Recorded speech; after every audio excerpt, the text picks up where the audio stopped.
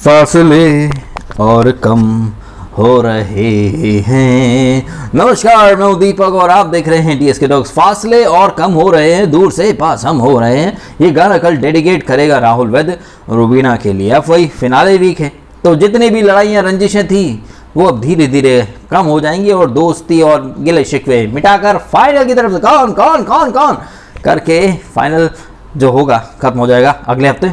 I think by this time हमें पता चल चुका होगा कि किसके हाथ में ये बिग बॉस की ये झंडू वाली ट्रॉफी, ये ट्रॉफी कम एक मछली ज़्यादा लग रही है, वो भी आधी मरी हुई आधी खड़ी हुई। हो सकता है आपको ये ट्रॉफी कुछ और भी लग रही है। I think this will be the worst trophy ever, जो कि बिग बॉस के इतिहास की 400 साल के इतिहास की सबसे वर्स्ट ट्रॉफी लग रही है ये मुझे। हाँ, तो इस एपिसोड की बात कर लेते हैं। तो ये बिग बॉस का ये वाला जो आखिरी वीकेंड का वार था, बेहद बोरिंग, बेहद बकवास।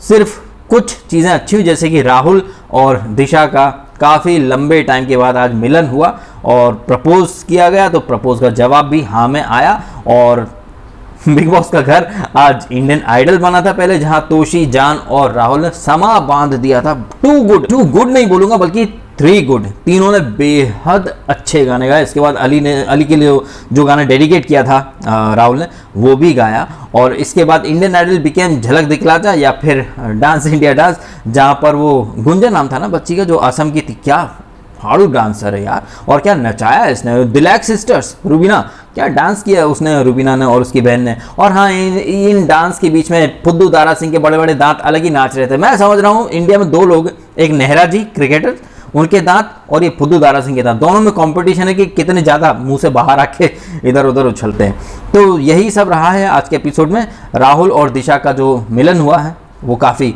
अच्छा था, इमोशनल था। उसके पहले सलमान ने जिस तरह से लेग पुलिंग की राहुल की, वो थोड़ा सा कहीं ना कहीं डिमोटिवेट हो रहा था, लेकिन ये सब बिल्डअप था जो कि सलमान कर रहे थे।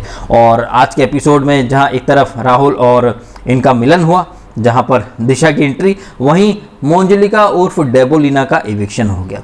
डेबोलिना का जब एविक्शन हुआ तो मेरे दिमाग में वो जब इसकी एंट्री हुई थी और एजाज ने जब मुंह पर हाथ रख के ऐसे कहा था, अच्छा चलता हो, दुआओं में याद रखना। मुझे पता नहीं कि उस एपिसोड का थंबनेल आपके सामने रखने का मन कर रहा था आज कि आप देख लीजिए। जब एजाज गए थे, मेरे मन में ये बात पता नहीं क्यों आई थी, अच्छा चलता हूँ, दुआ में याद रखना, मेरे जिक्र का जुबान पे स्वाद रखना। उस एपिसोड में मैंने ये लाइनें भी कही थी, क्योंकि समवेयर आई न्यू कि अब एजाज जा रहे हैं शो से। क्योंकि जब बिग बॉस ने विदा किया एजाज को, उनकी कोई जर्नी नहीं दिखाई गई। पता नहीं क्यों मेरे मन में ये ख्याल आ चुका था कि बस कुछ आखिरी पल हैं जो कि हम बिग बॉस 14 के अंदर एजाज को देख रहे हैं। बाहर तो खैर उन्हें देखेंगे ही, मुलाकात वगैरह भी होंगी, लेकिन बिग बॉस 14 में वो जो आखिरी पल थे, एक बात दिमाग में अटक गई थी कि ये भैया हो गया। अब कमबैक की जो बातें हैं, वापस आने की बातें हैं, वो सिर्फ एक PR हथकंडा कहिए या चैनल का गिमिक कहिए, लोगों को एंगेज रखने का, एजाज के फैंस को एंगेज रखने का। बट कहीं ना कहीं ये चीज़ उसी दिन पक्की हो चुकी थी, कंफर्म हो चुकी थी कि एजाज नहीं आएंगे। इसके बाद रही सही कसर डम्बोलिना के पगलेट वाले खेल ने पूरी कर दी। वैसे कल जो हमने एपिसोड में एक बात कही थी कि सलमान ने पारस की बैशिंग नहीं की, और आज जिस तरह से सलमान ने कह भी दिया, जब वो गलतफहमी के गुब्बारे फोड़ रहा था पारस, जब उसने कहा कि राहुल को लग रहा था कि ये पारस बायस्ड था, सलमान ने भी बोल दिया कि जहाँ से इन लोगों ने देखा पारस डेफिनेटली बायस्ड था। तो जो बात मैंने कल अपने रिव्यू में कही कि पर्पसली ये पॉइंट स्किप कर दिया गया, इग्नोर कर दिया गया, क्योंकि अगले सीजन में भी इस नल्ले बेरोजगार को फिर से लेकर के आना है। क्योंकि फुद्दू दारा सिंह जो है उसका तो हवा निकल चुकी है, दूसरों को बोलता था चुसलेट वगैरह, खुद चुसलेट बन के चिगम की तरह निकाल के फेंक दिया गया। न डांस आता है, न कुछ आता है, पता नहीं, बस अतरंगी मुंह बनाता है, और उसमें भी दांत 5 किलोमीटर दूर जाके निकलते हैं इसके। तो आई थिंक ये इन लोगों ने नया एक फुद्दू पारस के रूप में तैयार कर रहे हैं, उसके ब्लंडर्स को डिफेंड कर रहे हैं। कहीं ना कहीं सलमान ने एक चीज़ पर मोहर लगा दी है कि रुबीना ये जो टिकट टू फिनाले वाला टास्क जीती, वो पारस के बायस्ड होने की वजह से जीत गई। ये आज कंफर्म हो गया है ऑफिशियली। आज सलमान ने इस बात पर मोहर लगा दी है कि of course Paras was biased, that's why Rubina और निकी वो टास्क जीत पाए। स्पेशली रुबीना, निकी तो खैर थी नहीं, वो तो हाँ, निकी को टिकट टू फिनाले मिल गया। तो ये रहे हैं आज के एपिसोड के मुख्य अंश। दिशा का आना, डम्बोलिना का जाना, उसके पहले सलमान का काफ़ी बिल्टअप करके रुबीना को का नाम लेना, एक माहौल टाइप का क्रिएट कर देना कि यहाँ कोई भी जीत सकता है, ये जो अब 5 लोग बचे हैं इनमें से कोई भी जीत सकता है। कल कुछ आरजेस आएंगे, सवालों की बौछार करेंगे, और आई डोंट थिंक कि जो सवाल ये लोग इतना जो हाइप क्रिएट किया है प्रोमो दिखाकर, मुझे कहीं से भी कोई भी सवाल तीखे नहीं लग रहे हैं। और जो हमने प्रोमो में देखा, अली ओवर द टॉप वाली नौटंकी कर रहा है, आपका दिल काला है यार, तो ये घिसे पिटे डायलॉग तो अली पता नहीं कितने दिनों से राखी के लिए बोल ही रहा है। तो प्रोमो बहुत ही ओवर हाइप्ड किया हुआ है। मुझे तो किसी के भी सवाल तीखे नहीं लगे हैं, बट नॉर्मल लगे हैं। अब देखते हैं कि एपिसोड में क्या होता है। पिछले 2-3 वीक से सारी चीज़ें कितनी प्रिडिक्टेबल हुई हैं, बी इट ये सपोर्टर के नाम पर घर वालों को खाम में एक लॉलीपॉप पकड़ा देना, एक परफेक्ट स्क्रिप्ट रच देना ताकि निकी को ले जा सके रुबीना फिनाले में, पारस को सिद्धांत के तहत भेजा गया, और अभिनव का इविक्शन भी उसी सिद्धांत के तहत किया गया कि बस 10 दिन बचे, 10 दिन में रुबीना दिखा ले अपना सोलो जितना दिखा सकती थे, उसमें भी 10 में से तो 5 या 6 दिन तो उनकी बहन जी साथ में ही थे। तो और तो कुछ नहीं हुआ आज के एपिसोड में। राघव और वो जो होस्टिंग के नाम पर और वो डांस कौन सा इनका शो आने वाला है, उसका प्रमोशन ही तकरीबन आधे घंटे के आसपास किया गया। वो सो बोरिंग, सो मोनोटोनस।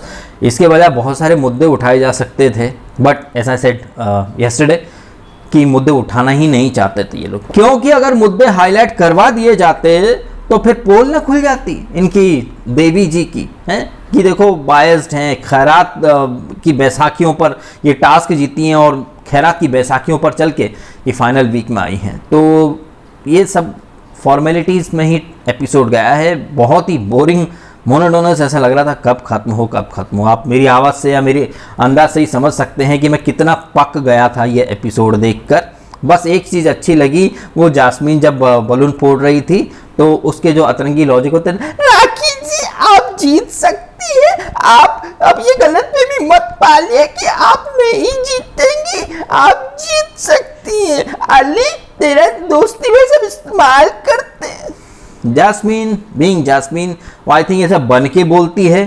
और हाँ, एक बात जो मैं कल के रिव्यू में करना भूल गया, जैसे कि अली ने बढ़ चढ़ के बातें की कि जास्मीन उसके सपोर्ट के लिए बाहर से काम छोड़कर बिग बॉस के बाद बहुत काम मिलता है। यार कौन सी अतरंगी रूपरेखा बना रहा है, अगर वो इतनी ही बिजी होती तो फिर आती क्यों?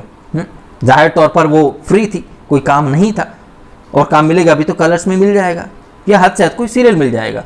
तो बिग बॉस के बाद बहुत काम मिलता है, बहुत काम मिलता है, तभी तो सब बिग बॉस के कंटेस्टेंट बिग बॉस में आ जाते हैं बार बार अपना अच्छा भला काम छोड़ छाड़ कर।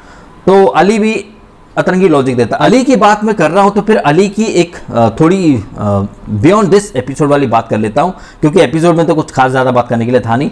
आज कहीं ना कहीं वो जो एक रिकॉर्डिंग लीक हुई थी ना, जिसको मैंने इंस्टाग्राम पे ऑलरेडी डाला था, जिसके ऊपर कई लोगों ने डेडिकेटेड वीडियो बनाए थे कि देखो देखो देखो MG पीरियड की बातें हो रही हैं, तो कई लोगों ने उस समय ऐसे हाँ करके बड़े थंबनेल डाले थे, देखो देखो देखो मेकर्स का गेम एक्सपोज हुआ। आई थिंक 10 वीक पुरानी वो बात है शायद, वो क्लिप ऑलरेडी मैंने इंस्टाग्राम पे उस टाइम भी डाली थी। मैंने कोई डेडिकेटेड वीडियो नहीं बनाया, लेकिन आज आप देख लीजिए अली का जो PR है वो चबरी, दुनिया भर की अपडेट देने वाला, उसने उस समय वो बातें डिफेंड की थी कि ऐसा कुछ नहीं है, ये 15 वीक का जो कॉन्ट्रैक्ट है वो तो फिनाले वीक तक का कॉन्ट्रैक्ट है, ये वो। आप ये देख लीजिए, अली का कॉन्ट्रैक्ट था 15 वीक तक का, ठीक है, सीजन एक्सटेंड हुआ, 15 वीक का कॉन्ट्रैक्ट उसका हो गया, ये चली गई बाहर जास्मीन, लेकिन अली यहीं रहा है। हालांकि उस टाइम पर एक वीडियो में मैंने कहा था कि ये कॉन्ट्रैक्ट होते हैं, लोग स्वीकार नहीं करते, उनके PR उन्हें डिफेंड करते हैं। आज आप देख लीजिए कि अली जो 15 वीक का कॉन्ट्रैक्ट लेकर आया, 16 लाख पर वीक उसको दे रहे हैं, तो यहाँ वो फिनाले में है, लेकिन वो जिसके लिए आया था वो बंदी खुद बाहर जा चुकी है और अली यहाँ पर है। उसके बाद वो चबरी डिफेंड करा था कि नहीं कोई 15 वीक का कॉन्ट्रैक्ट नहीं है, कुछ ऐसा नहीं है, वो MG वगैरह सारी चीज़ें हैं, लेकिन ये जो PR होते हैं वो लोग इन चीज़ों को डिफेंड करते हैं। बट किसी और कंटेस्टेंट या जब ये किसी और कंटेस्टेंट को सपोर्ट करते हैं या उसे अपोज करते हैं तो ये सारी चीज़ें करते हैं, खैरात वगैरह सब कुछ। बट जब इनका फेवरेट कंटेस्टेंट भले ही वो कलर्स फेस हो, तब ये खैरात वगैरह सब सिरे से नकार देते हैं। ऐसे बहुत सारे लोग हैं जो खुद को बिग बॉस का एक्सपर्ट कहते हैं, वह एक भेड़ चाल में चलते हैं। कभी वो मेकर्स को एक्सपोज करने की बात करते हैं कि देखो मेकर्स का गेम डिकोड कर लिया, वहीं मेकर्स का जो प्रोजेक्टेड विनर है उसके जो बड़ी फैन फॉलोइंग होती है उन्हें खुश करने के लिए उनके सपोर्ट में भी वीडियो डालते हैं, दोनों तरफ चलते हैं। फिर ऐसे लोग हर छोटी छोटी चीज़ को पर्दाफाश पर्दाफाश पर्दाफाश, ये एक्सपोज वो एक्सपोज। जब सारी चीज़ें आप एक्सपोज कर रहे हो तो ये जो प्रोजेक्टेड विनर्स होते हैं जिनमें कोई काबिलियत नहीं है, आप उन्हें शेरनी बोलते हो, डिजर्विंग बोलते हो, स्ट्रॉन्ग वुमन बोलते हो, तो थोड़ी सी शर्म रखिए। ये मैं उन लोगों को कह रहा हूँ जो ट्विटर पर बड़ी बड़ी बातें करते हैं या फिर यूट्यूब पर बड़ी बड़ी बातें करते हैं, कभी एक्सपोज के नाम पे, पर्दाफाश के नाम पे, डिकोडिंग के नाम पे, ये वो दुनिया भर का, फिर वहीं जो प्रोजेक्टेड विनर्स हैं, फिक्स्ड विनर्स हैं, उन्हें डिफेंड करेंगे, सपोर्ट करेंगे, उनके फैंडम को, उनके फैंस को खुश करने के लिए उनके सपोर्ट में वीडियो बनाएंगे। वहाँ पर्दाफाश नहीं करेंगे कि ये तो डे 1 से ही यहाँ विनर बनने के लिए आए थे, मिनिमम गारंटी में आए थे।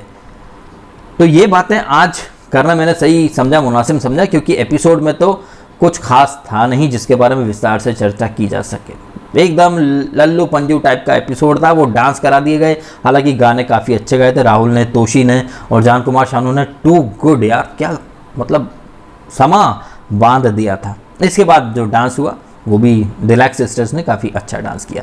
अब कल आरजे वगैरह आएंगे, वो देखते हैं कैसा क्या होगा।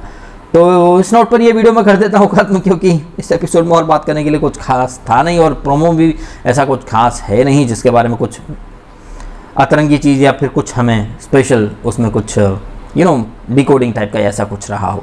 तो ये नोट पर वीडियो मैं खत्म कर देता हूँ। आई एम श्योर आपको भी एपिसोड बहुत ज़्यादा बोरिंग और पकाऊ और ऐसा लगा होगा कि कब खत्म हो कब खत्म हो कब खत्म। बहुत ही लंबा स्ट्रेच कर मारा चीज़ों का, चाहे वो गलतफहमी के गुब्बारे हों या वो काला गुलाब देने की बात हो, बस ये दो चीज़ें रही हैं। और रैंकिंग के ऊपर तो सलमान ने डिस्कशन किया ही नहीं। ये जो कल जो रैंकिंग घर वालों ने दी थी, अब घर वाले कैसी रैंकिंग अपने हिसाब से बना लेते हैं। आपने पिछले सीजन में भी देखा है कि लोग अपने हिसाब से अतरंगी रैंकिंग बना लेते हैं, बट एंड में जो इंसान खुद को नंबर 1 पे देखता है वो तो रहता ही नहीं है।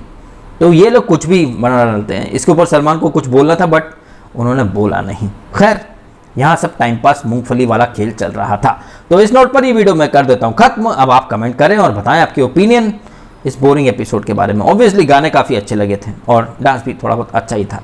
तो आप कमेंट करें आपके ओपिनियन, और वीडियो अच्छा लगा हो तो लाइक करना, कमेंट करना, शेयर करना और सब्सक्राइब करना डीएसके टॉक्स को। अगर आपने नहीं किया तो आपने समय निकाला, वीडियो देखा, आपका बहुत बहुत धन्यवाद।